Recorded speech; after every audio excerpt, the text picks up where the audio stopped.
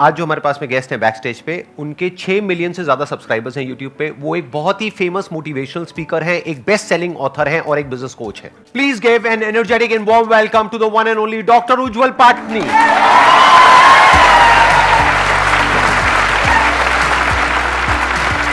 संदीप माहेश्वरी।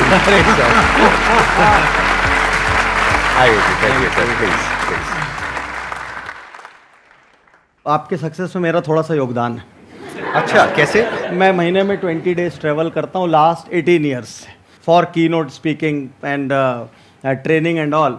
तो जब भी मुझसे कोई पूछता था कि सर कोई मोटिवेशनल स्पीकर या जो लाइफ को टच कर सके, ऐसा किसको सुने हम, और मैं इंडस्ट्री में चारों तरफ सोचता था किसको सुने। एक ही नाम सजेस्ट कर दूं तो सेफ रहूंगा, संदीप माहेश्वरी जी का चैनल देखो।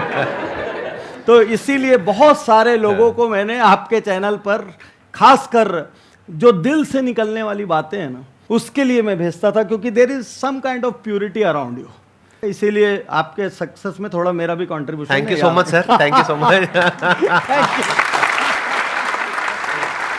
सर थोड़ा क्या बहुत बड़ा हाथ है, क्योंकि मैंने भी आपकी वीडियोस देखी है और वीडियोस देख करके बहुत कुछ सीखा है सर। स्पेशली जो आपकी एंटरप्रेन्योरशिप के ऊपर वीडियोस होती है, बिजनेस के ऊपर होती है, केस स्टडीज होती है, कमाल की है sir. You are doing a great job, I must say that. Thank you. Basically हम सब 20 की एज ग्रुप में, तो सर एक समय रहा होगा आप दोनों 20s में थे अपने। सर आज की डेट में आप मिलियंस ऑफ पीपल की इंस्पिरेशन है सर।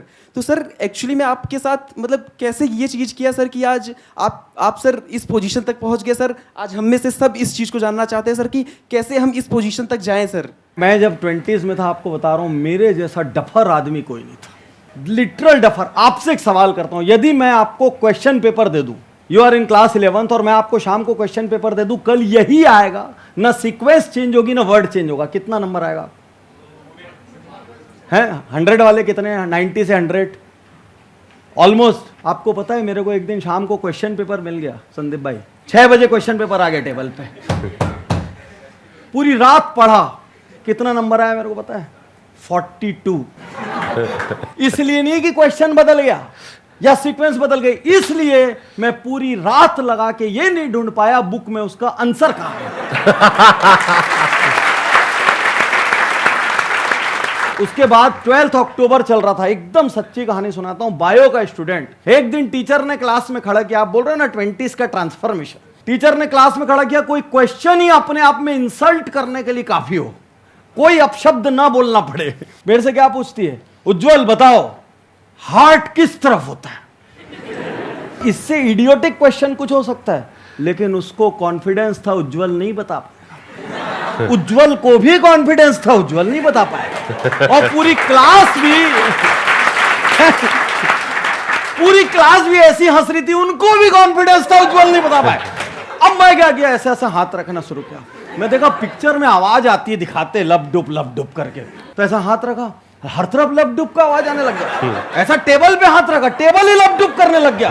मैं फंस गया। अब मेरे को समझ नहीं यार, हार्ट होता तो है बॉडी में कहीं पे, और आवाज पूरी तरफ से आ रही है। मैं एकदम सच्ची कहानी सुना रहा हूं, 1% मिलावट नहीं, क्योंकि मेरे को पता है ये चैनल इतना पावरफुल है, मेरी स्कूल वाले भी देखेंगे इसको, फिर वो टीचर्स भी देखेंगे, प्रिंसिपल भी देखेंगे, ठीक। तो इसीलिए झूठ का कोई स्कोप नहीं है यहाँ, कोई मिलावट नहीं है। और उसके बाद हर किसी का एक पापी दोस्त होता है।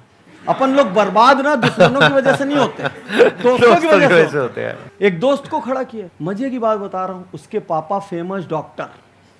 मैं बोले तो बता ही देगा। टीचर ने उससे पूछा, बताओ हार्ट किधर होता है? वो भी ऐसा ऐसा करने लग गया। अरे मैं बोला, भाई तेरे घर में बात तो होती होगी, हार्ट किधर होता है? बोले यार अपने घर में इतनी इज्जत कहाँ है अपनी। फाइनली बहुत देर के बाद, 2-4 मिनट बाद मेरे को बोला, यार उज्जवल मेरे को लगता है राइट। मैं बोला मैडम राइट, मैडम बोला गेट आउट। और फेमस हो गए कि 12th में हाफ ईयरली एग्जाम सामने आ रहा है और इनको ये नहीं पता हार्ट किधर होता है। ये जर्नी वहां की थी। मैं आज आपको ह्यूमन पावर का एहसास कराना चाहता हूँ, और ये मैं हर दिन करता हूँ। वहाँ अक्टूबर एंड में कुछ ऐसा हुआ, मेरे पापा बचपन से नहीं थे, कोई गाइड करने वाला नहीं था। क्लास 2 में मेरे पापा का देहांत हो गया। मेरी जिंदगी का सबसे बड़ा रिग्रेट है कि मैं अपने मम्मी पापा दोनों की सेवा ही नहीं कर पाया। आज भी कोई भी चैनल मेरे से कहीं पर भी कोई इंटरव्यू अखबार का पूछता है, सबसे बड़ा रिग्रेट क्या है? इसीलिए यदि आपके पेरेंट्स है ना, आप ये मत सोचना ये बोलते वो बोलते, असल जो इसके नहीं है वो जानता है क्या कमी महसूस होती है जब घर में नहीं होते थे। तो कोई था नहीं, तो भाई उसके बाद अचानक कुछ हुआ, मेरा ट्रांसफॉर्मेशन हुआ, मैंने पढ़ना शुरू किया और पढ़ना शुरू किया वहाँ। उसके बाद मैंने मेडिकल निकाला, उसके बाद सिर्फ गुस्से में संदीप जी 10 साल तक मैं डिग्री लेता रहा। हर साल एक एग्जाम में बैठता था, मेडिकल करने के बाद एमए किया, सीसीपी किया, सीएचआर किया, एमबीए किया, लाइन से डिग्री में हर साल। कई जगह मेरा इंटरव्यू भी नहीं लेते थे डर के मारे, लेकिन मैं डिग्री करता रहा। मैं आज आपको बताना चाहता हूँ, यदि मेरे जैसा डफर, आज जब आप गूगल करोगे कितनी यूनिवर्सिटीज में मेरी बुक सिलेबस में, आईआईटी मुंबई से लेके सेंट जेवियर्स कोलकाता, कोई इंस्टीट्यूशन नहीं होगा जहां मैंने लेक्चर नहीं किए। और इनके टीचर्स के लिए मैं टीचर्स ट्रेनिंग प्रोग्राम करता हूं। मेरे जैसा डफर यदि कर सकता है ना, तो आप भी कर सकते हो। बस फर्क इतना है किस दिन आप रियलाइज करके ये तय करते हो आज से मैं लाइफ विदाउट एक्सक्यूजेस जीऊं। बहुत बढ़िया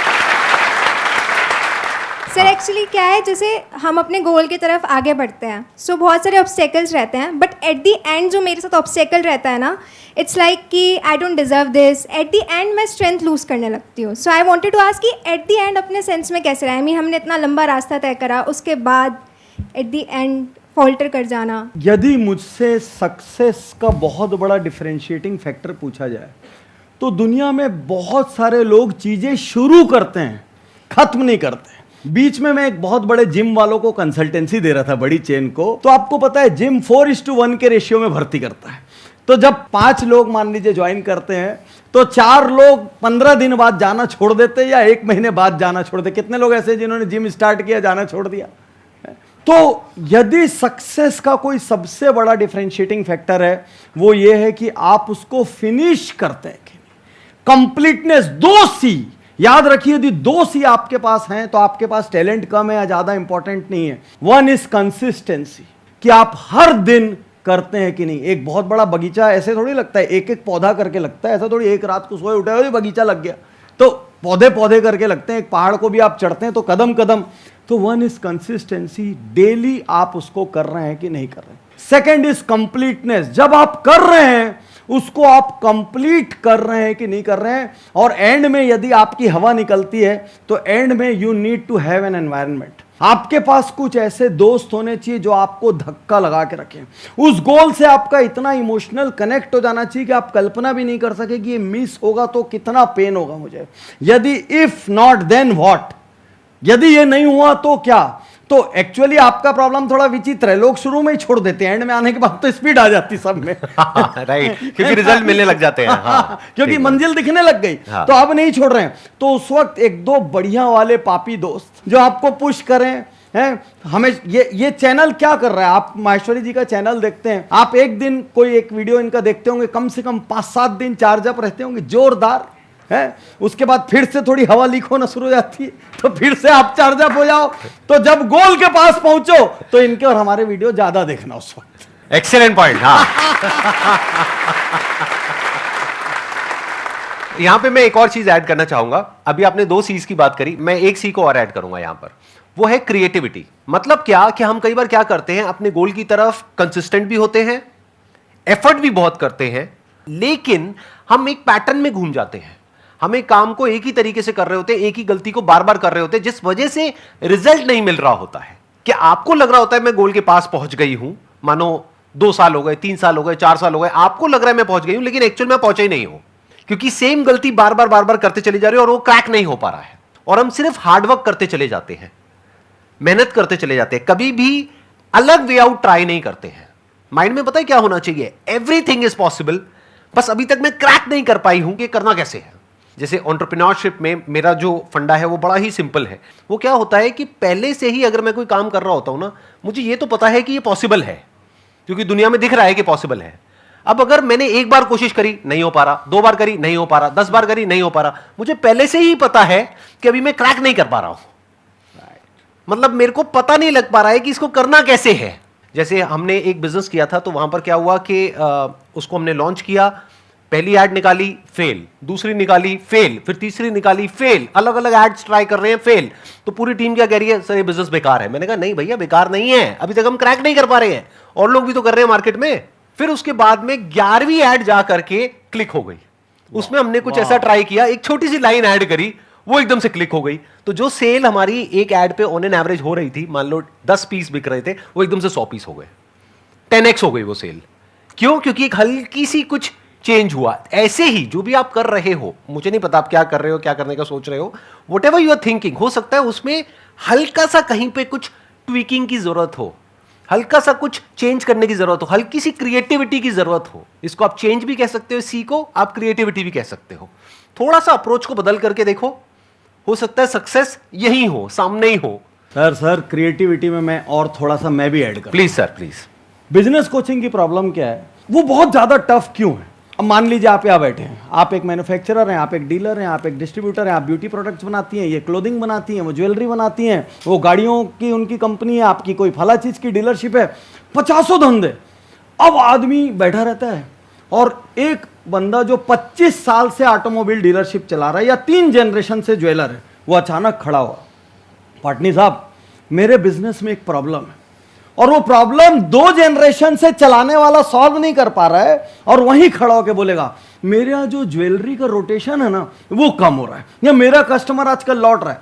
तो जिस प्रॉब्लम को वो 20-25 साल या 2 जनरेशन में नहीं सॉल्व कर पाया, उसको उसका आंसर 2 मिनट में चाहिए।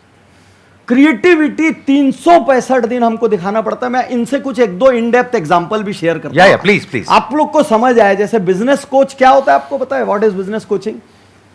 कितने लोगों को पता है बिजनेस कोचिंग क्या होती है? और क्या मेरे, देखिए बहुत कम लोग जानते हैं, मैं थोड़ा सा आपका नॉलेज बढ़ाता हूं एक एग्जांपल देके।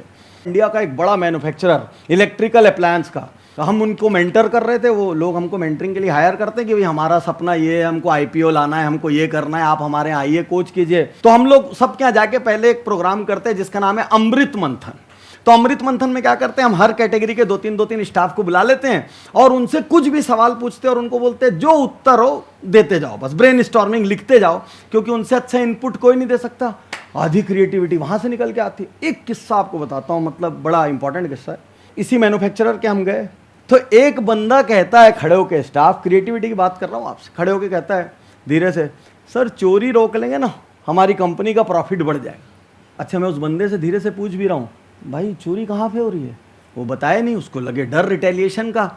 मैंने शाम को एक स्पीच दिया संदीप भाई, एकदम मोटिवेशनल आग लगाना। मैंने लोगों को बोला इस कंपनी से तुम्हारी रोटी चलती है, तुम्हारे बच्चों की स्कूल कॉलेज चलती है, तुम्हारे माता पिता का इलाज होता है, ये कपड़े जो तुम पहन रहे हो ये इस कंपनी की वजह से, ये कंपनी के तुम मालिक हो।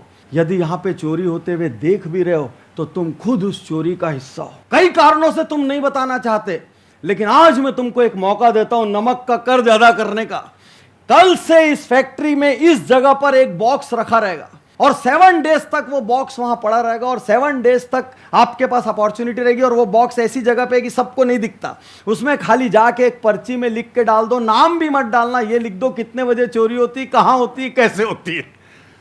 मैंने उनको एसओपी दिया, मेरे अलावा कोई उस डब्बे को नहीं खोलेगा।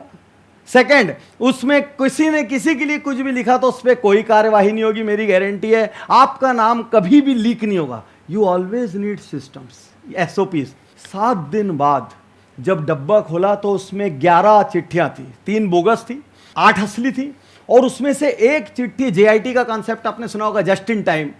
उसने लिखा सर ठीक 2:30 पे जो पहली शिफ्ट छूटती है वो आदमी जाके बाउंड्री वॉल के साइड में खड़ा हो जाता है, और ये अगली शिफ्ट जो घुसती है ये धीरे से एक वायर, इलेक्ट्रिकल अप्लायंसेस में कॉपर एल्यूमिनियम कॉस्टली वायर रहते हैं, ये यहां से वायर को बाउंड्री वॉल के बाहर फेंकते हैं, और उधर वाले को मालूम है पॉइंट कहां खड़ा होना है। डेली पॉइंट चोरी बहुत सिस्टम से होती है, बता रहा हूं। पढ़ना आप लोग कठिन काम समझते हो, पढ़ने से आसान काम कुछ नहीं है। एक टेबल पे बैठो, एक बुक खोल लो, पढ़ते जाओ। आवारागर्दी इतना कठिन काम है, आपको अंदाज नहीं है। एक तो पैसे की व्यवस्था करना पड़ता है, घर वालों से मार खाओ, बाहर वालों से मार खाओ, गर्लफ्रेंड के लिए गिफ्ट की व्यवस्था करो, एग्जाम में फेल हो तो मार्क सेट करो, पोस्टमैन को सेट करो, घर में चिट्ठी ना आ जाए शॉर्ट अटेंडेंस की। अरे आवारागर्दी बहुत कठिन काम। सबसे सरल काम है, एक बुक पढ़ो टेबल पे, मम्मी भी खुश, पापा भी खुश, और वहीं पढ़ पढ़ा के नक्कियों के पास हो गए। तो जितने भी लोग पढ़ाई को बोझा समझते हो ना, उससे ज्यादा लीनियर काम कुछ नहीं।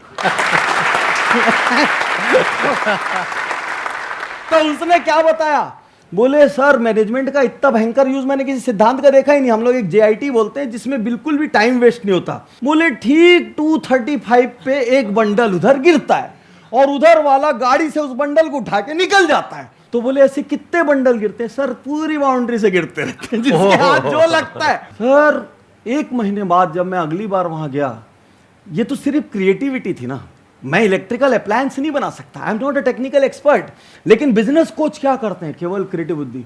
मालिक मेरे को गले से लगा के बोलता है, पार्टनर साहब 1 महीने में मैं जो चोरी का अंदाज लगाया हूं, कसम से आपने 1 दिन में 1 घंटे में अपनी लाइफ टाइम की फीस निकाल ली। तो जिंदगी की सबसे बड़ी क्वालिटी है creativity. Be creative 360 degree and 365 days. First of all, I love you both. You both are just amazing. Coming to my question, what's enough? Like I see people around myself chasing something like which is never ending. So it's like students को अच्छी degree चाहिए, अच्छा college चाहिए, जो education complete कर चुके हैं उन्हें जॉब चाहिए, जिनके पास जॉब है उन्हें अच्छी जॉब चाहिए, जिनके पास अच्छी जॉब है उन्हें और बेटर जॉब चाहिए। अंडर प्रिविलेज और मिडिल क्लास को पैसा चाहिए, जिसके पास पैसा है उसे और पैसा चाहिए, जिसके पास बहुत ज़्यादा पैसा है उसे और ज़्यादा पैसा चाहिए। So how to decide what's enough and how to stop chasing something once we achieve it? क्या एनफ है ये हमारा पर्सनल मैटर है। हमेशा याद रखना कि सबका सक्सेस और सबका धर्मा इंडिविजुअल होता है, और हमको अपने गोल चेंज करने का बेटरमेंट के लिए हक है, क्योंकि हम उतनी दूर तक देख ही नहीं पाते। जब किसी के पास कुछ नहीं होता ना, उसका सपना रहता है बस मेरी पहली बाइक आ जाए। थोड़े दिन बाद उस बाइक से उसका पेट भर जाता है, उसको लगता है कार आ जाए, फिर उसको लगता है बड़ी कार आ जाए, फिर बहुत बड़ी कार आ जाए। उसके बाद वो 10 करोड़ की कार तो खरीदता है, लेकिन अपने लिए नहीं, ड्राइवर के लिए। तो ड्राइवर बनना है तो बहुत अच्छे से एक बात समझ लो, कोई दूसरा क्या कह रहा है वो आपका लक्ष्य नहीं है। There is no parameter. दुनिया में दूसरे लोगों का बेंचमार्क आपका बेंचमार्क नहीं हो सकता। तो आपने बोला कोई पैसे के लिए भाग रहा है, उसका पैसा गोल होने दो। हम सबको अपने आप को अपने एक्सपीरियंसेस के साथ इवॉल्व होने की जगह देनी चाहिए और अपने आप को चेंज करने के लिए तैयार रहना चाहिए। लेकिन एक बात आज यहाँ आप सबसे कहना चाहता हूँ, मैं संदीप भाई सबसे इम्पॉर्टेंट जो 2-3 चीज़ें मानता हूँ, उसमें से एक कंपेनियनशिप को मानता हूँ। तो हमेशा आपके जो साथी होते हैं ना, जिनके साथ आप वक्त बिताते हो, इवन साथियों में दोस्त ही नहीं होते, नाते रिश्तेदार जिनसे भी आप सलाह मशवरा करते हो। पूरे महाभारत में क्या फर्क था भाई? कौरवों के एडवाइजर कौन थे और पांडवों के, और उधर भगवान कृष्ण है। तो संख्या बल से थोड़ी फर्क पड़ता है। यदि आपके आसपास 2-4 लोग ऐसे हैं ना जो दुनिया में कुछ बड़ा करना चाहते हैं। मैंने आज तक कभी कोलैबोरेशन नहीं किया, मैं किसी चैनल पे नहीं गया अपनी पूरी लाइफ। मैंने नोट करी ये चीज, मैं पूरी लाइफ में नहीं गया किसी चैनल में, और आप क्या नहीं आता तो मेरे घर से निकाल देते मेरे को। ओ भाई thank you so much sir, आपने हमको इस लायक समझा कि आप यहाँ पर आए। Amazing honour sir, amazing job, और बहुत प्योरिटी से कर रहे हो, मतलब देख के अंदर गदगद फील होता है। Doing great. और मेरे घर के सब बच्चे इनके फैन हैं, जितने मेरे भाइयों के बच्चे होते सबका वीटो पावर। वहां नहीं गए तो ठीक नहीं होगा। ठीक, मैं बोला जा रहा हूं प्रभु।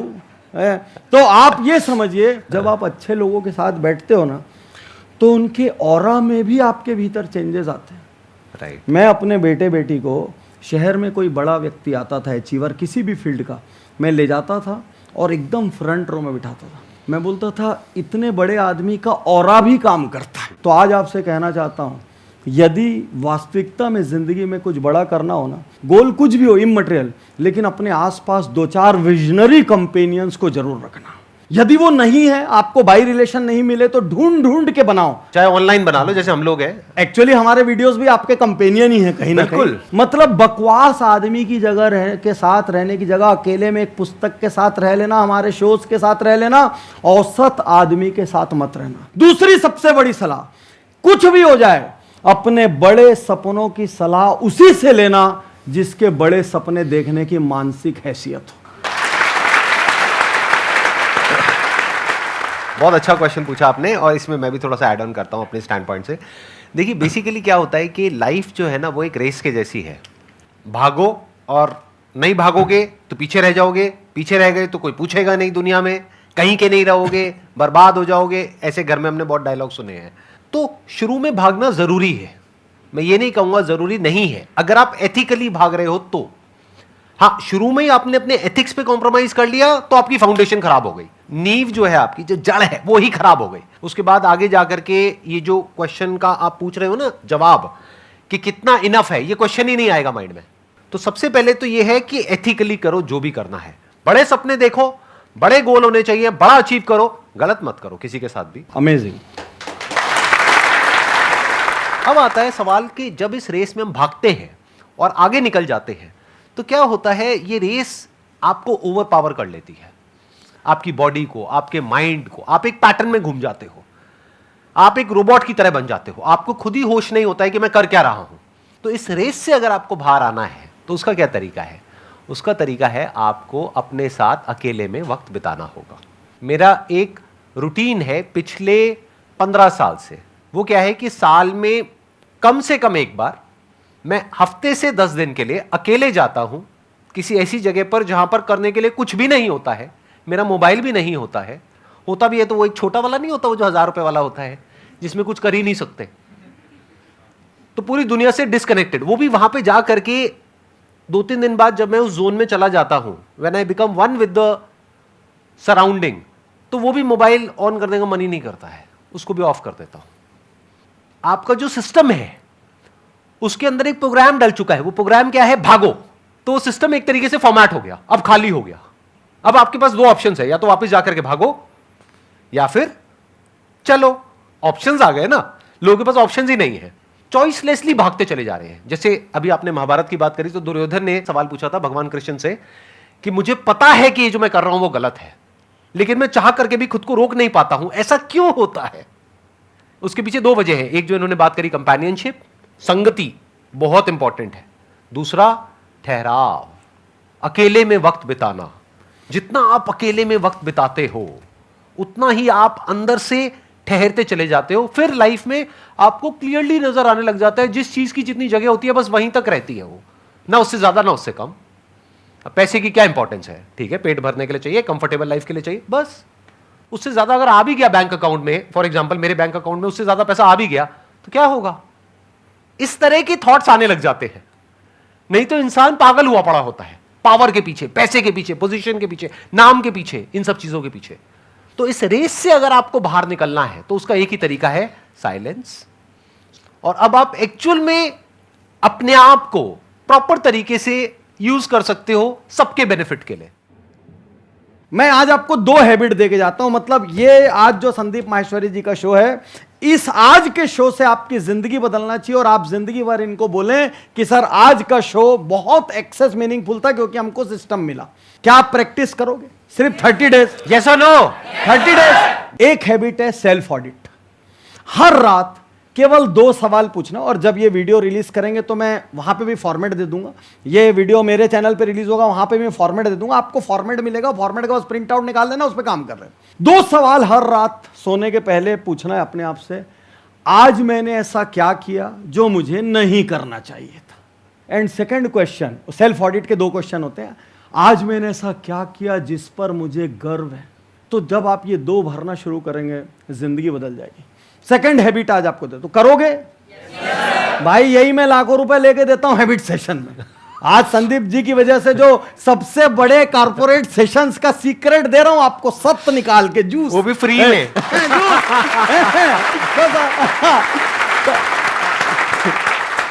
Thank you so much. देखो इस जगह का एक ऑरा है, मेरे को मतलब आनंद से मैं बात खुद का मन कर रहा है शेयर करने का। Anand, I am enjoying, it is not a formality. और मेरे को पता है यहाँ जो भी आता है ना, नेक बन के ही जाता है, कुछ ना कुछ तो नेकी आप डाल ही दोगे उसके अंदर। सेकंड हैबिट आपको बता रहा हूं, उसका नाम है 1 गोल 1 डे।